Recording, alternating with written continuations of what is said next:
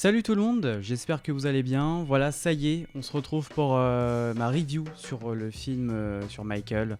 Voilà, un film que j'attendais personnellement depuis très très longtemps, hein, on va pas se mentir. Ça fait depuis quelques années que le projet a été annoncé et on y est enfin. Voilà, je l'ai vu, d'ailleurs je l'ai vu dans de très bonnes conditions. Voilà, j'ai été au Grand Rex pour voir le film.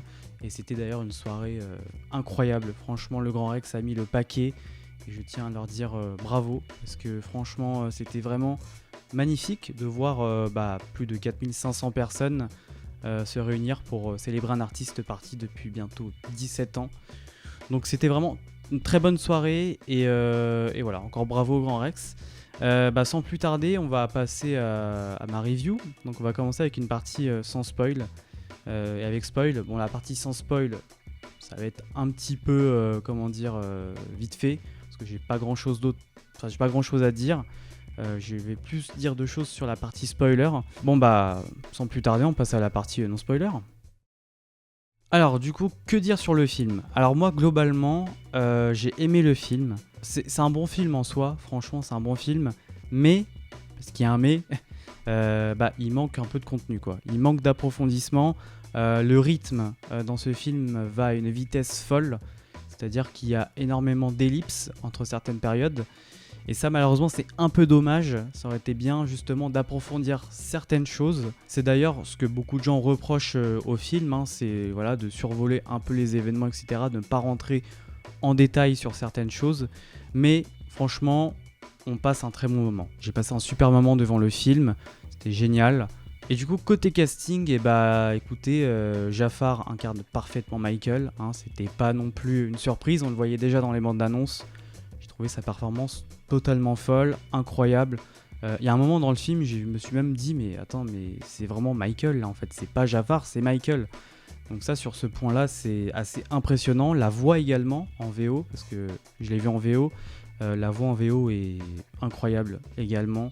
On a vraiment l'impression d'entendre le vrai Michael. Je sais pas si ils ont retrafiqué derrière en post-prod la voix, mais en tout cas la similitude, elle est là quoi. Enfin, ça fait le taf et c'est plutôt impressionnant. Donc sur ce point-là, c'est incroyable. Même au niveau de la danse, les chorégraphies, etc.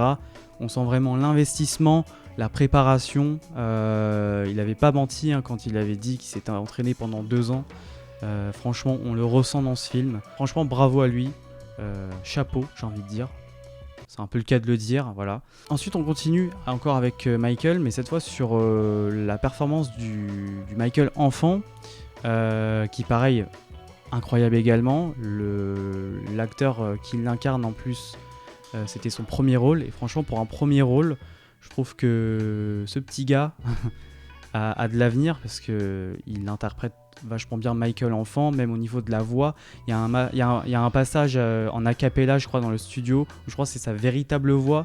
Il prend vraiment la voix qu'avait Michael quand il était petit. Donc sur ça, pareil, j'ai rien à dire. Côté interprétation de Michael, c'est un sans faute. Clairement, c'est un sans faute. C'est bluffant. Ensuite, on passe à un personnage, notre personnage central, le père, Joe Jackson, qui est interprété par Coleman Domingo, qui pareil, voilà.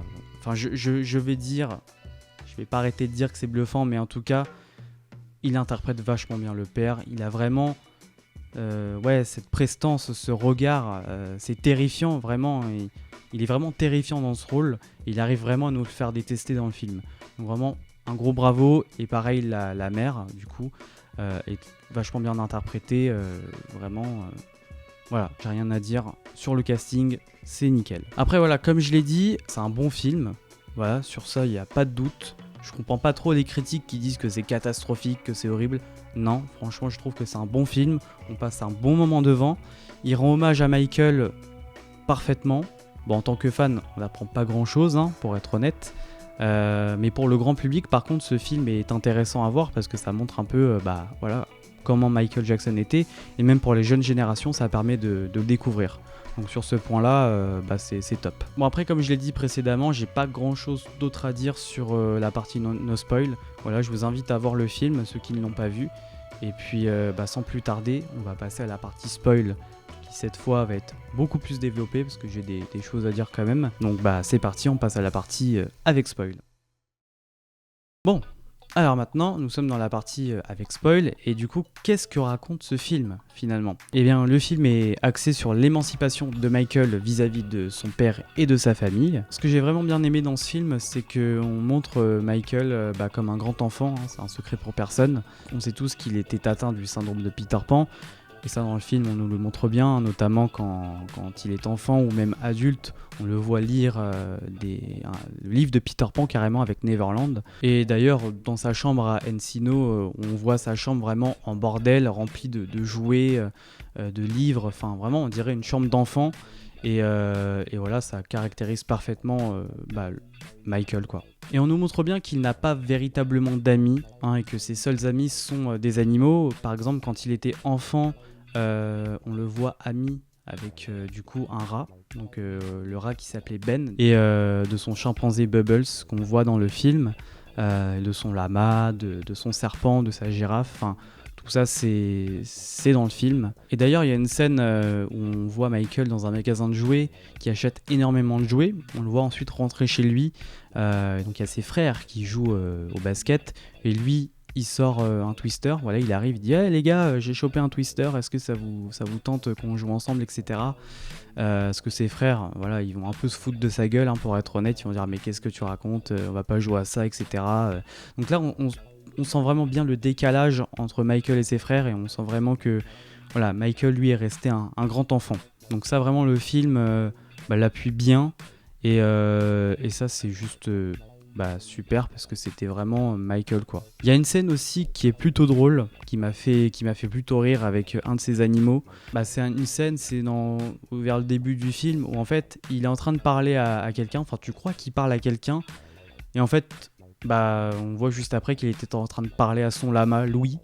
Et franchement cette scène, j'avoue, ça m'a fait rire. Franchement c'était drôle, ou même à un passage où il est en train de promener son lama dans les rues et tu vois les gens, ils sont en mode mais what the fuck, c'est quoi ce bordel, le mec promène un lama dans la rue. Et donc le point central du film, c'est vraiment cette relation père-fils du coup toxique qu'on nous montre bien d'ailleurs. Voilà, on montre aussi la violence que Michael a subie quand il était enfant, hein. Clairement, l'une des premières scènes, c'est Michael qui se fait frapper par son père avec une ceinture. J'avoue que avant le biopic, je me suis dit, est-ce qu'ils vont oser montrer ce genre de violence ? Et finalement, ils l'ont montré. Ils l'ont montré 2 fois. Bon, ils l'ont montré qu'une fois vraiment réelle. On le voit vraiment battre Michael. On entend crier, etc., pleurer. C'est d'ailleurs à ce moment-là qu'il va le traiter de gros nez. Donc sur ce point-là, c'est fidèle à l'histoire qui s'est passée. Donc c'est bien de ne pas l'avoir censuré, ce truc-là, parce que ça aurait été dommage. Et donc on voit vraiment Michael souffrir, pleurer. On le voit ensuite dans la salle de bain seul. Il se sent pas bien. Et ça, pour le coup, c'est vraiment bien retranscrit. T'as une scène avec Berry Gordy, où t'as Berry Gordy du coup qui explique à Michael comment fonctionne une table de mixage, et t'as son père qui vient le chercher. Donc on retrouve un peu cette rivalité qu'il y avait dans le téléfilm de 92 entre du coup Joe Jackson et Berry Gordy. Et donc ici c'est bien retranscrit parce qu'on a Michael du coup qui enlace Berry Gordy et t'as le père derrière qui est en mode purée. Enfin, qu'elle somme quoi, tout simplement. Et donc ça, c'était un petit point intéressant et ça montre un peu que c'est pas pareil quoi. C'est pas du tout pareil, c'est pas les mêmes rapports. Il y a aussi, on montre bien le côté humanitaire de Michael dans ce film-là. On a une scène où Michael est dans un magasin de jouets où il va acheter des jouets et donc ensuite il va aller dans des hôpitaux pour voir des enfants malades et leur offrir les jouets. Et donc ça c'est vachement bien mis en avant. Pareil, après la scène de l'accident Pepsi de 84, dont on reparlera tout à l'heure, on le voit aller voir des patients du coup pour parler avec eux. Et ça c'est super parce que c'était vraiment ce que Michael faisait. Et c'est ce qu'il avait fait d'ailleurs quand il était hospitalisé, quand il avait eu sa brûlure au crâne. Et donc ça c'était bien de l'avoir mis. Et pour le coup au niveau des performances scéniques, je n'ai rien à dire, c'est bluffant, incroyable, c'est très plaisant, c'est superbement bien recréé. Je pense notamment les petites performances qu'on a vues des Jackson 5 ou même du Triumph Tour. La séquence de Human Nature vers la fin du film est magnifique, elle m'a donné des frissons, même si bon, je dois avouer que, en tant que fan, ayant une petite oreille quand même, ils ont mis la mauvaise bande-son, puisque la bande-son qu'on entend, c'est la bande-son de Human Nature, la version du Bad Tour de 98 à Wembley. Bon, j'ai trouvé ça un peu dommage, je me suis dit bon, c'est dommage quoi, c'est pas totalement le truc, mais bon, le grand public lui ne remarquera pas ce détail, donc en vrai, voilà, ça passe. Mais ce qui manque dans ce film-là, c'est plusieurs éléments, comme je l'ai dit en début de vidéo. Voilà, on a par exemple en 77 The Wiz, le tournage de The Wiz du coup, qui n'apparaît pas dans le film, c'est bien dommage. Je pense qu'elle apparaissait quand même dans le montage de base, le montage de 4 heures qu'il y avait il y a longtemps, ça fait longtemps avant que ce soit fait en 2 films, parce qu'il y avait un concept art, on voyait du coup le physique de Jafar en The Wiz, enfin, on voyait plein de périodes de Michael, et elle apparaît pas dans le film, et c'est dommage, et notamment truc important, on n'a pas la rencontre entre Quincy Jones et Michael, ça c'est pareil, c'est vraiment dommage, et je pense ne pas l'avoir mis, c'est con quoi, c'est con, mais bon, c'est comme ça. On fait vraiment une ellipse entre Jackson 5 et Off the Wall, enfin début Off the Wall, parce que la première scène où on voit Jafar, c'est la scène où il va commencer son album, donc du coup Quincy Jones et Michael se connaissent déjà. Il y a une petite séquence par contre que j'ai bien aimé, c'est l'enregistrement de la musique Don't Stop Till Get Enough, qui est super cool, c'est une petite séquence sympa. En plus on a plusieurs passages où on voit par exemple, on voit un peu ce qui s'est passé durant cette période, donc on voit le tournage du clip de Don't Stop. On voit également le Studio 54 où Quincy Jones et Michael allaient, donc c'était une boîte de nuit. Et surtout, ce que j'ai bien aimé aussi, c'est que des moments, en fait, t'as Michael qui est dans le studio en train d'enregistrer tout seul, et vraiment t'as plus de musique et t'as que sa voix. Et du coup, ça donne encore un truc encore plus puissant, je trouve. Et ça montre vraiment que il avait une voix de fou. Dans ce film, d'ailleurs, il n'y a aucune mention de Diana Ross, donc pour ça, il y a eu du coup l'actrice qui devait incarner Diana Ross dans le film a fait un petit tweet tout à l'heure en disant que du coup elle avait été coupée au montage, mais c'était pas vraiment de la faute de l'équipe, parce que l'équipe avait fait un super travail, mais que pour des raisons légales, je pense que c'était Diana Ross qui n'était pas totalement d'accord avec son personnage, comment elle était dépeint dans le film. Mais c'est dommage, parce que du coup c'est un personnage quand même assez important dans la vie de Michael, et même dans le succès des Jackson 5, puisque c'est elle qui présente en 1969 les Jackson 5 au public qui ne les connaissait pas. Donc du coup voilà, c'est un peu dommage, mais voilà, après voilà, c'est comme ça. Et ce qu'on n'a pas aussi dans le film, c'est on n'a pas l'adolescence de Michael. Et donc l'adolescence de Michael, c'est dommage, parce que c'est vraiment une période en plus de ça où Michael va commencer à complexer sur son physique, notamment à cause de l'acné, etc. Et donc c'est dommage qu'on se soit pas attardé, que ça n'a pas été montré cette partie-là. Le vitiligo par contre il est abordé dans le film, et ça c'est super, parce que il fallait l'aborder quand même, c'est un élément très important, parce que beaucoup de gens racontaient un peu des conneries à ce sujet-là, en ne croyant pas que Michael était atteint de vitiligo, alors qu'il l'a plusieurs fois dit. Et donc là dans le film c'est abordé, on voit carrément un moment dans une scène sa marque de vitiligo, et ça rétablit une certaine vérité quoi. Et on évoque sa chirurgie du nez qu'on voit dans le film, c'est notamment juste avant qu'on nous parle de vitiligo, où Michael est chez son médecin pour justement se refaire le nez, mais c'est pareil, là on n'a pas vraiment de contexte de pourquoi il veut refaire son nez, et c'est dommage, parce que du coup voilà, il est juste là, il dit je vais me refaire le nez, enfin voilà, ça fait un peu ce truc là, alors que dans la vraie vie il a fait une chirurgie du nez parce que justement il s'était cassé le nez en répétition, c'était en 79, et du coup c'est à cause de ça, mais également à cause de son père qu'il traitait de gros nez, donc du coup il était vraiment complexé sur ce sujet là, donc c'est pour ça qu'il faisait, il avait fait, je crois qu'il en a fait 2 chirurgies du nez si je dis pas de conneries. Mais du coup ça voilà, dans le film c'est pas abordé vraiment, c'est plutôt en mode voilà, je me refais le nez, etc. Mais voilà, je tiens à dire quand même que c'est cool de nous l'avoir mis quand même, on a vraiment ce truc voilà où il va refaire son nez quand même, Donc ça c'est bien. Et pareil, la création de Thriller, enfin l'album Thriller, elle est un peu survolée je trouve. Cependant, les 2 scènes de Bill It et Thriller sont top. Vraiment c'était des super scènes. Avec Bill It où on le voit en train de... Ouais, avec le gang et tout, en train de créer la chorégraphie, c'était super, franchement top. Mention spéciale à Thriller aussi, qui est vraiment incroyable, superbement bien recréé. Ils ont d'ailleurs tourné dans le vrai lieu du clip, hein, donc voilà, au niveau réalisme et reproduction, on est là quoi. On est vraiment haut, c'était super. Et j'ai bien aimé aussi ce petit passage où t'as Michael qui arrête la choré en plein tournage et qui dit « Ah, non, en fait, ce serait peut-être mieux d'avoir une vue plus large pour voir les pieds. » Enfin, ça montre un peu que Michael, voilà, cherchait la perfection, cherchait à s'améliorer constamment. Et puis, bah voilà, c'était super de voir ce clip mythique recréé. Mais voilà, ça aurait été un peu plus sympa d'avoir un peu plus de contexte sur la création de Thriller, de montrer l'enjeu que c'était pour Michael, parce que à l'époque, voilà, il n'était pas vraiment satisfait d'Off the Wall quand c'est sorti, voilà, et donc voilà, Thriller, il fallait que ce soit vraiment un album qui tue, quoi, un album qui soit incroyable. Et donc ça, dans le film, on n'a pas vraiment cette impression-là, quoi. Et donc c'est dommage. Et donc on survole aussi, et c'est un peu regrettable, le Motown 25.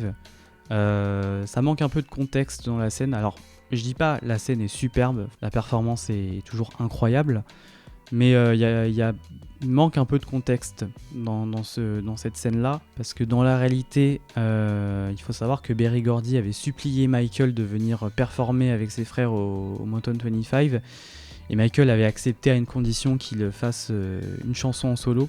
Donc là, c'était Billie Jean. Voilà, mythique performance, le premier moonwalk qui dans le film est vraiment superbement bien recréé. D'ailleurs, hein, dans le cinéma, quand il y a eu le moonwalk, tout le monde a applaudi, hein, c'est pour vous dire. Mais c'est dommage, ouais, ça montre pas trop le contexte. Et en plus de ça, après on a la scène dans les coulisses où t'as Michael qui retrouve ses frères, sa mère, un peu son père qui est au loin. Et donc dans la réalité, Michael était quand même plus atteint, plus dévasté par ce qu'il avait fait. Il n'était pas du tout satisfait de sa performance. Là ici, il est... Bon, c'est pas qu'il est... Il est pas satisfait ou quoi, mais il nous dit juste « Ouais, bah non, j'ai pas tenu sur mes pointes et tout. » Enfin, on dirait que ça l'avait pas trop affecté, alors que bon, ça aurait été peut-être plus intéressant de le filmer après, dans une scène un peu où il est tout seul, je sais pas, dans un coin, dans sa loge, ou je ne sais pas. Ou alors on le voit en train de pleurer limite, et ça aurait plus illustré le fait qu'il recherche vraiment la perfection, et c'est un peu dommage d'avoir survolé ça. Ensuite, on a le personnage de John Branca, le fameux, qui est ici montré comme du coup le manager de Michael, hein, alors que ce n'était pas du tout le cas. John Branca était l'avocat de Michael seulement. Je trouve qu'il a un trop gros rôle dans ce film-là. Bon, après c'est pas étonnant parce qu'il est quand même derrière le film, c'est celui qui gère l'estate. Donc c'est pas vraiment étonnant. D'ailleurs, on n'a aucune mention de Frank DiLeo, hein, le véritable manager de Michael dans les années 80, milieu 80, hein, 84 je crois ils se sont rencontrés. Il n'y a aucune mention de lui, c'est dommage. D'ailleurs, il y a beaucoup de gens qui croyaient, hein, et dont moi, dans la bande-annonce, on voyait cet homme avec un cigare dans la bouche, là on croyait que c'était lui. Et c'est pas du tout lui. Ce n'était pas du tout Frank DiLeo, c'était... je ne sais même pas qui c'est, pour être honnête, je ne sais pas qui c'est. Peut-être qu'on le verra dans le deuxième film, hein, je ne sais pas. Mais bon, c'est dommage. Par contre, la relation entre Michael et Bill Bray, qui était son chef de sécurité qui le suivait partout, et ben la relation est vraiment bien exploitée dans ce film. Vraiment, j'ai vraiment bien aimé cette complicité et cette confiance qu'il y avait entre ces deux personnages, hein. On voit vraiment que Michael se confie facilement à Bill, hein. Je pense à une scène où t'as Michael qui quitte le domicile familial énervé parce qu'il vient de s'embrouiller avec son père. Et donc il part avec Bill dans les hauteurs de Los Angeles pour se confier sur le fait que voilà, il aime sa famille, mais que voilà, il aimerait voler de ses propres ailes. Et donc Bill le réconforte, lui dit vas-y, t'es plus un enfant, va. Et c'est vraiment une relation qui est vraiment bien exploitée dans ce film, donc sur ça, c'est top. Ensuite, il y a une scène que j'attendais, j'avoue, c'était l'accident Pepsi de 84. Là, j'ai rien à dire, franchement, voilà. Si je compare aux autres films là, que j'ai vus dans l'ancienne vidéo, c'est un peu le jour et la nuit. Franchement, c'est hyper bien réalisé, déjà en termes de reproduction, c'est super bien, voilà. Euh, Par contre, c'est dommage qu'on n'ait pas effectivement le fait que Michael était contre de faire cette publicité. Il n'y a pas cette mention-là, c'est un peu dommage. Mais bon, voilà, après franchement, je trouve que la scène est vraiment hyper bien réalisée. On montre bien voilà, les flammes, en plus c'est plutôt bien fait. On montre bien les flammes sur sa tête, l'urgence qu'il y avait autour lors de cet accident. Et puis pareil, je pense qu'il y a un moment, il y a un gros plan sur le visage de Michael dans le brancard. On le voit en train de souffrir, etc. Et ça met bien en avant le fait que il a vraiment souffert, quoi. Donc sur ce point-là, c'était vraiment parfait. Et on évoque aussi également le fait qu'il devra prendre des médicaments, et parce que voilà, comme je l'ai dit plusieurs fois, c'est vraiment un point, l'accident de Pepsi, où il a commencé à prendre des médicaments, des antidouleurs. Et donc d'ailleurs, il y a un petit plan sur la perfusion qui fait effet, et du coup, ça fait un peu écho à la suite. Quand on connaît l'histoire de Michael Jackson, je trouve que ça fait un peu écho. Et donc d'ailleurs, le père, Joe Jackson, voilà, la famille se rend à l'hôpital, et dès que le médecin arrive, la première chose que dit son père, c'est: est-ce qu'il va pouvoir remonter sur scène aussitôt? Donc on voit clairement que le gars, sa priorité, c'était vraiment l'argent. Et donc dans cette scène-là, il s'en fout que son fils ait failli mourir. Lui, ce qu'il veut, c'est que son fils remonte sur scène et faire de l'argent. Et donc la fin du film, je trouve, elle est un peu directe, un peu précipitée, je trouve. On a cette performance de Human Nature qui, comme j'ai dit tout à l'heure, est fabuleuse. Voilà. Et juste après, on a justement le moment où Michael va devoir annoncer au public, et en même temps, ses frères vont apprendre en direct, alors qu'ils n'étaient pas au courant, que il va arrêter de faire des tournées avec eux, qu'il va vraiment se lancer en solo. Et donc là, pareil, je chipote encore une fois. Normalement, c'est pas sur Working Day and Night, normalement c'est sur Shake Your Body. Mais bon, franchement, là, voilà, c'est des petits détails de fans. Voilà, le grand public, lui, s'en fout. Mais c'est sûr que quand tu connais un peu l'histoire, ça... Tu fais: ah, ouais, mais non, c'est pas ça en fait. C'est pas cette musique-là normalement. Mais bon, c'est pas grave, on s'en fout. Et donc ensuite, après ça, on a justement Michael qui confronte son père dans les coulisses. Donc il le confronte pas vraiment, en fait, il s'en fout, clairement. Son père est en mode: mais qu'est-ce que tu fais? Mais tu te rends pas compte, machin. Et lui, Michael, s'en fout, il fonce vers son destin, finalement, de continuer en solo, de se libérer, de s'émanciper de sa famille et de son père, et puis de voler de ses propres ailes. Et donc on aurait pu largement s'arrêter sur cette scène-là. Mais du coup, non, on s'arrête pas vraiment sur cette scène-là. Et je comprends du coup la vision un peu du réalisateur d'enchaîner avec Bad à la suite, parce qu'on se retrouve du coup, on passe du Victory Tour au Bad Tour de 88. Et donc je pense en fait c'était en quelque sorte pour montrer que Michael avait réussi totalement à se libérer de sa famille, et que maintenant il était vraiment, c'était une icône, et qui était maintenant solo, quoi. Et donc je comprends la vision du réalisateur. C'est cependant dommage d'avoir fait une ellipse entre 84 et 88 comme ça, parce qu'il y a quand même pas mal de petits éléments qui se sont passés entre 84 et 88. On a notamment Captain Neo, on a We Are The World, quand même assez importante. On a également l'achat du catalogue des Beatles par Michael. Et on a bien évidemment la conception de l'album Bad, du coup, qui n'est pas abordé ici, vu que on fait une ellipse. Donc c'est un peu dommage. Après, je sais pas au niveau du deuxième film comment ça commencera. Est-ce que du coup on verra un peu comment a été conçu Bad, ou est-ce qu'on sera après Bad? Je ne sais pas. Mais en tout cas, voilà, de ce que je pouvais dire sur la fin. Après voilà, pour être honnête, moi j'ai kiffé la fin. La performance de Bad était géniale, enfin j'ai rien à dire, je l'ai dit beaucoup de fois dans cette vidéo, mais je trouve que Jafar a vraiment fait un taf monstrueux, et dans cette scène de Bad, c'est vraiment très réaliste et très fidèle à la réalité, donc sur ça, bravo. Enfin voilà, tout ce que je pouvais dire sur le film, Michael. J'en suis ressorti assez conquis, franchement, ça reste un bon film, c'est pas un chef-d'œuvre de fou, c'est pas le biopic de ouf, ça reste quand même, je trouve, un bon biopic pour le grand public. Pour les fans, évidemment, forcément, ça va un peu diviser, parce que tout n'est pas inclus dans ce film-là. Mais je trouve que, voilà, on nous met pas trop de mensonges, quand même. Il n'y a pas de mensonges, je trouve, dans ce film-là. On nous raconte vraiment tel que ça s'est passé. Mais j'avoue que, en revanche, quand même, 30 à 45 minutes en plus aurait été quand même plus appréciable et ça aurait rendu le biopic encore meilleur. Mais bon, quand on voit après les reports, les reshoots, on comprend que voilà, la production a été un peu chaotique à ce niveau-là. Et ça se ressent un peu d'ailleurs dans le montage, hein, parce que le montage de base faisait 4 heures et donc ça a été réduit à 2 heures. Donc on comprend quand même que ça n'a pas été facile et je pense que c'est aussi pour ça, ce problème de rythme, etc. Je pense qu'à la base, il devait y avoir beaucoup plus d'éléments. Comme je l'ai dit, il devait y avoir, je pense, The Wiz, il devait y avoir du Diana Ross. Mais bon, du coup, ça a été coupé au montage. Après, je ne sais pas du coup s'il y aura une director's cut, honnêtement, dans les Blu-ray. Ce serait intéressant de voir un peu comment le réalisateur, la vision du réalisateur. Comme on sait, ils ont dû retourner tout le 3e acte, hein. Et d'ailleurs là, voilà, ça a fait polémique sur les médias, s'en sont donnés à cœur joie en disant que du coup, ils ont dû retourner parce que la famille ne voulait pas montrer les affaires, les accusations de pédophilie, etc. Alors que ce n'était pas du tout la famille le problème, c'était juste que, en 93, il y avait une clause, un accord entre du coup les avocats de Michael et la famille Chandler, ce qui fait qu'ils ne pouvaient pas mentionner l'affaire dans quelconque projet cinématographique ou quoi que ce soit, ce qui les a empêchés du coup de faire cette fin qui devait se terminer sur les accusations de 93, ce qui aurait été génial, hein, je dis pas. Mais bon, voilà, malheureusement on l'a pas dans ce film-là. Je ne sais pas comment ils vont faire dans ce 2e film pour évoquer ces affaires.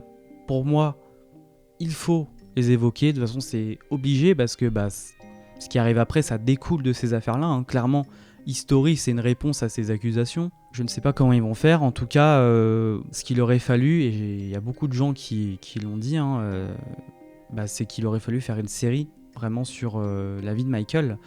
Parce qu'il y a énormément d'éléments et c'est sûr qu'en 2 heures de film, j'ai bien conscience, même si bon, tu pouvais faire quand même 2h30, 3 heures de film. Il aurait fallu faire une série, tu fais, je sais pas, quelques saisons et tu fais des épisodes de 1 heure pour bien développer l'histoire, etc. Et là, ça aurait été parfait. Mais bon, voilà, on a un film aujourd'hui. Franchement, on va pas se plaindre. Je trouve que le film est quand même très cool. Moi, je le reverrai avec plaisir. Enfin bref, voilà, j'attends désormais la 2e partie, qui j'espère sera beaucoup plus développée, en espérant qu'ils écoutent nos critiques. Je sais pas s'ils vont écouter nos critiques pour être honnête, mais ouais, j'espère une 2e partie un peu plus développée, parce que surtout, au vu de ce qui s'y passe, je pense que c'est important vraiment de rentrer dans la psychologie de Michael, hein, parce que c'est des années qui arrivent après, c'est des années où c'est compliqué, hein. On a les affaires, on a la presse, la presse, les médias qui vraiment se ruent contre lui, quoi, concrètement. Et puis les addictions aux médicaments, etc. Et bien évidemment, sans oublier les albums qui arrivent, hein. On a Dangerous, on a History, Invincible. Après This Is It, voilà. D'ailleurs, je voulais vous remercier pour les 200 abonnés. Vraiment, merci pour vos retours sur ma dernière vidéo. Ça me fait très plaisir. Vraiment, honnêtement, je m'attendais pas vraiment à un tel engouement. Donc, merci beaucoup. Et puis, n'hésitez pas à me dire en commentaire ce que vous avez pensé du film, si vous avez aimé, si vous n'avez pas aimé. Voilà, c'est toujours très intéressant de savoir ce que vous en avez pensé. En tout cas, merci de m'avoir regardé. Je vous souhaite une bonne journée. Et puis à bientôt, quoi.